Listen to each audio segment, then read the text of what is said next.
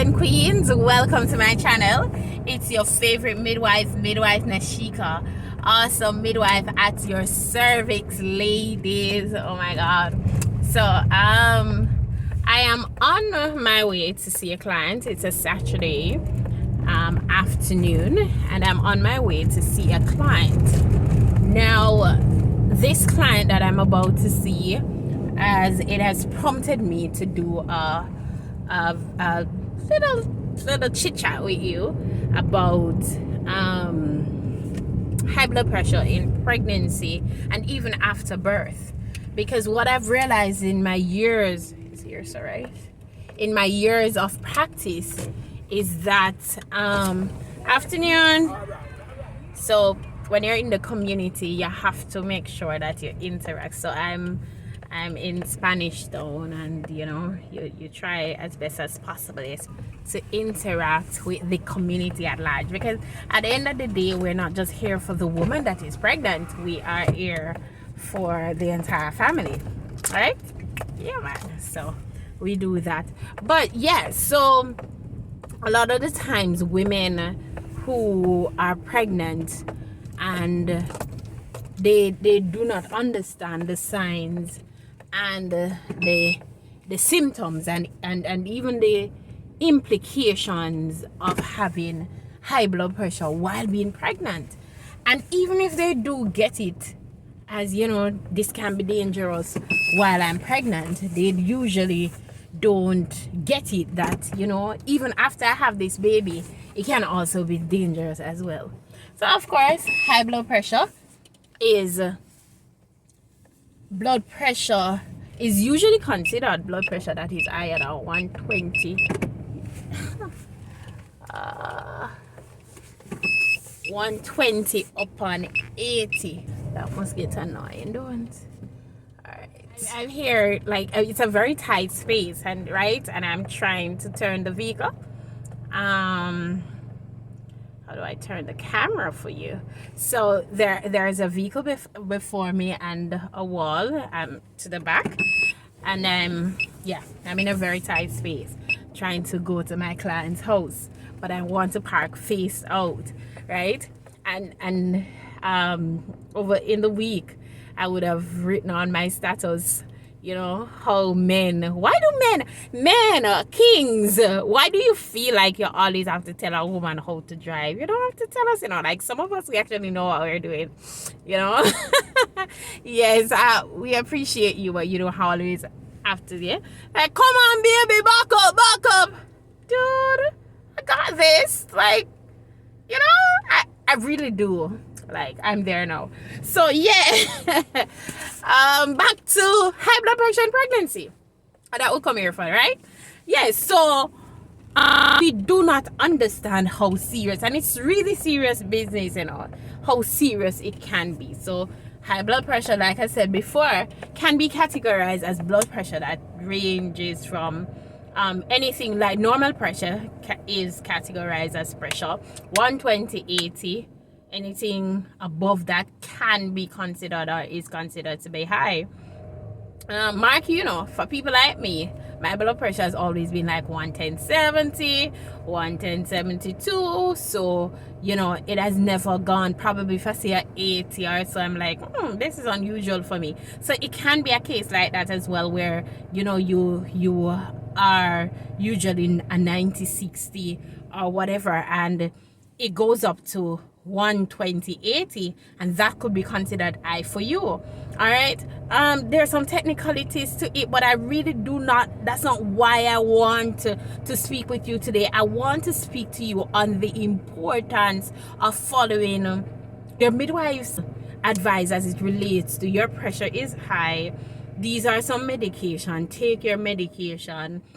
How do you know that you possibly have what we term it as pre-eclampsia, and of course pre meaning before eclampsia. So if you have pre-eclampsia, it means that eclampsia is possible. And so this is usually categorized by high blood pressure. The eclampsia, or the eclampsia is when you have a fit, like jerking movement, so we don't want it to reach that stage. So your body usually shows signs, and the signs include that your pressure gets high. Ladies, if you have a frontal headache, and most of you who have your maternal record book, you would see these in it if you read it. So you have a frontal headache. You have a headache, but especially if it is frontal, the front part of your head. So you might not even have a blood pressure machine, but if you feel your head starts to hurt you. If you're seeing flashing lights, or you're seeing peeny wally, like twinky, so your eyes, you're there and you're just seeing twinky, or you're seeing flashing light, those are signs that something is wrong and I need to seek medical attention immediately. I need to go to the hospital. I need to go to the maternity ward immediately, to the closest hospital as possible. Also, another sign includes that you might have swelling of your feet. All right, so we call it edema, or swelling. In your books you might see edema, but basically swelling. Your foot them swell up. All right, another sign is, but of course this is not usually done until you are at a medical facility, is that you have protein in your urine. Where if you have protein in your urine, it's simply saying that their kidneys are not functioning well. There's something wrong there, right? And any of these three or more of these signs, you can be confirmed as having pre-eclampsia. But of course, you don't get to say this is what I have or that is what I have. But the signs usually come before it reaches that stage. Need I tell you? I believe in a previous video I would have referred to the fact that I lost a client once, and that was the worst moment of practicing midwifery. And I must tell you that a lot of the clients that I know that have passed away, one of the conditions, one of the reasons why most of these clients pass away is because they have high blood pressure, and it would have led to eclampsia, and eclampsia causes a lot of other things to happen, and it eventually leads to death. So you can't dead. Do you understand what I'm trying to say? You can't dead, as in no more life, as in your family, you dead leave even your child. That can happen. A lot of the times we get excuses, and I don't want that to happen, and that is why I am here pleading with you. If you have these signs, go into the hospital like right now. Like, stop watch this video, go into the hospital, because you don't need to be right where you are unless you're in the hospital. And even when you're in the hospital, it depends on your stage of PE, because you need rest. You're going to need rest. You're going to need medication. A matter of fact, you can even reach the stage, a lot of you may be able to relate to this, as in you will have had high blood pressure so high, and that resulted in you having an eclamptic fit or seizure, and you would have had to be put into what we call a PE room, or an isolation room, where you would have been getting injections on your buttocks. If any of you are here that has ever happened to, I want you to share your experience with these ladies, these queens who have never been through that, to let them know that it's not a great experience. Because every hour you will be checked, and you're going to get some injection on your buttocks, and they're going to be very painful. They're going to be very painful. I've had ladies who say, nurse, even after many days, I still feel they feel the needle on my buttocks. Do you understand what I'm saying? And so it is imperative, it is important, may I beg you know, take care right before it have to reach to that level. That's all I'm asking. Please. Sometimes even when you do the visits in the communities, and persons have baby, and you go and you tell them your blood pressure is high. Some persons don't want to go back to the hospital, because they're going to say, if I go to the hospital, they're going to admit me. Yeah, you're supposed to be admitted. You're supposed to be taken care of. One of the most common reasons that persons give is that they have nobody to leave the kids with. But if you have other children and you don't have anybody to leave them with. But consider this for a moment, please. If you should die, then there's no returning. At least there is a returning from the hospital. At least if you go to the hospital and you get treatment there, then there is returning. But you are dealing with something that can potentially kill you. High blood pressure in pregnancy is one of the leading cause of death in women, pregnant and delivered women. So during the pregnancy and after delivery, it is one of the leading causes of death.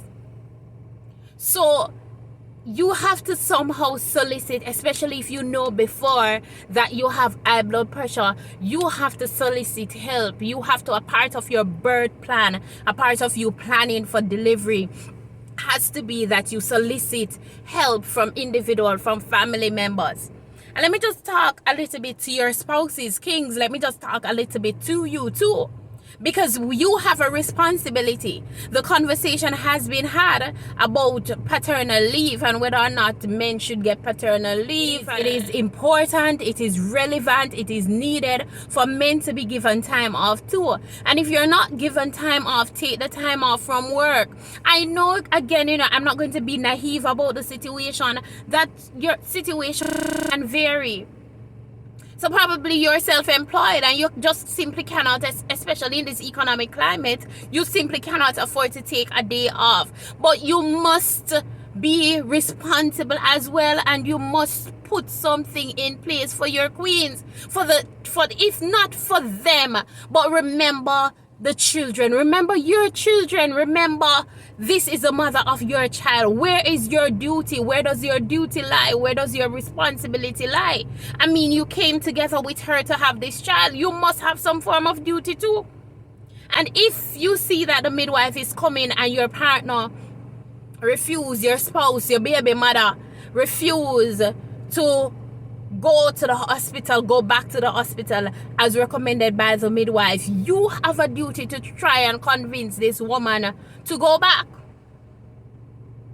Unless you really don't love and care for her. This is one of the ways you prove that you love her. This is one of the ways you prove that you care for her, that you love your children and you care for your children. Ladies, queens, gentlemen, kings, I am begging you. This is a plea. I am begging you, please take this thing seriously. Aunties and uncles, grandma, again, I remember that it is COVID-19 season. And we don't want to have a lot of visitors in and out of our houses, especially with newborn babies.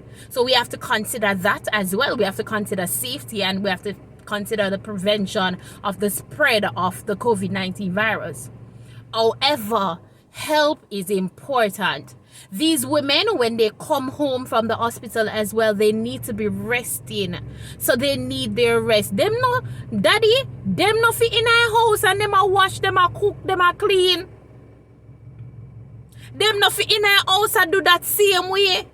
And the next thing I want on all go easy pan these ladies, men. Go easy pan them, all off pan the sex. Ladies, go easy on yourself. Wait, give yourself some time. Give yourself some time. I say at least 6 weeks, until you go to 6 weeks clinic and you're checked out and you're cleared and you start a family planning method. Because too much of our women too are going back or engaging in sexual activity in less than 6 weeks after giving birth. Come on, man. Your body just went through trauma. It just went through the delivery process, which can be very traumatic. Sometimes I would hope that our men, and that is another reason why I advocate so much for home birth. Because I want you to experience what this queen went through. It wasn't easy. Delivering a baby is not easy. It's not easy on her body. It's not easy on her mentally. It is not easy. And so she needs all the help and the support that she can get. She needs everybody and everything. So put things in place, put hand sanitizer, put alcohol, make sure say anybody coming to help you out with the baby, take off them clothes before they wore on the taxi before they come inside with the baby. Sanitize, get your sanitizing spray, whatever it is that you're going to use. But they need help and they need rest. They need to be taking their medication. Remember, this can be the difference between life and death. And we don't want our children to be growing up without their mother. We don't want them to be growing up without any of their parents. But we don't want them to be growing up without their mother. Imagine the responsibility that will be thrown on you and the entire family with a newborn baby and no mother. Just imagine that. And with that being said, seek medical assistance. Seek medical help. When your midwife comes to you, I want you to know that it is important. We don't have time to waste, We don't come because we have time wasting. And again, I said some of us are actually concerned. We don't want you to die. We don't want you to die. As for me, I tell people all the time, you might have heard me say it before, my hands are gifted hands. Not like Ben Carson's hands. No, I'm not a neurosurgeon, but I'm a midwife. My hands are hands of life and not of death. So nobody now go dead upon me. I'm going to do everything in my power because you shall live. And even if you die, it is not on me. I won't be held responsible. Because at the end of the day, it shall be said, it should be said, and it will be said that I did everything that was humanly possible. And I believe the same can be said about your midwife. Not just your favorite midwife, but your midwife as well. So please, may I beg you now, take high blood pressure in pregnancy after delivery as well. Seriously. So if you're having headaches, swelling of the feet, you're seeing flashing light, or you see like you're looking and your vision is blurred, take it seriously. Go straight into the hospital. If the nurse, if the midwife comes to you, check your blood pressure and say, I give you a referral. If you go to a clinic and then give you a referral and say, go to maternity ward, go. If they give you a medication and say, take it. Or when it make you drowsy, take it. If so be the case, you go back to the hospital, tell them, say, doctor, whenever I take this medication, I feel this way. Is this the way I'm supposed to feel? Ask them before you leave, what are the possible side effects of the medication? I am begging you. Welcome to another Mythbuster. I know you didn't think I forgot, right? But I had to talk to you first about your high blood pressure. So in today's Mythbuster, we seek to explore the thought, the idea that you can vomit up your head water. What do you think? Alright, so of course it has been said like more than once. We hear people say, oh, actually she did vomit up her head water, and when me did pregnant the first time I vomit up the head water and it rot my teeth. No. So for a lot of women, one of the signs that labor is you're ready to push the baby, one of the sign that you're there, you're close to having the baby, is that the lady will vomit a few minutes before she's fully ready, or even when she's ready. As it relates to the head water though, remember, vomit not have nothing to do with your womb. Yeah, I'm trying to explain it, So your womb, your eyes, so the baby's in there, and the baby's in a bag of water that is called the amniotic sac, and the water is called amniotic fluid. And so when that bursts, and usually it is when labor begins or is about to begin, or sometimes it's even the midwife or the doctor that will have to burst your amniotic sac and the water comes out. But so you realize the difference. So even though your belly, but it's just not related, it's just not the same thing, so I want one entirely different process that takes place. The vomiting have one different, your gastrointestinal thing are go on. Matter about your stomach and and that's how I'll go on with this. So with the vomiting business, it don't have nothing to do with your head water. It's two different processes, and your head water comes through your vagina. It comes out that way and not through your mouth. I am heading back to another client now. I had a home birth recently. I was so up about sharing that video with you.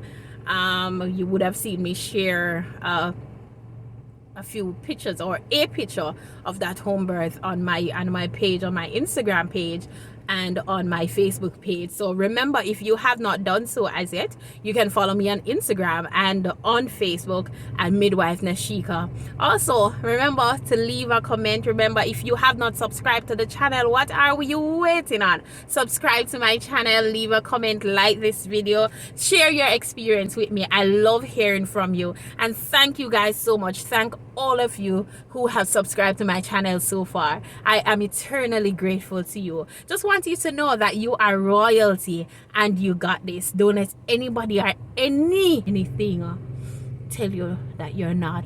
You're royalty. Take care, guys, and God bless you. Hi guys, so if nobody told you today, I want to be the first to tell you that you are capable. You are capable of literally anything that you want to do, anything that you want to achieve in life, you are capable. But you know what? What is holding you back? Your thoughts. Your thoughts have the ability to create your experiences and your reality. So you have to be careful of what you think. Be careful of what you think about yourself, right? You have to be prepared to challenge your own thoughts. Good? So, with that said, have a good day and, go out there and be the boss at what you do. Take care, guys.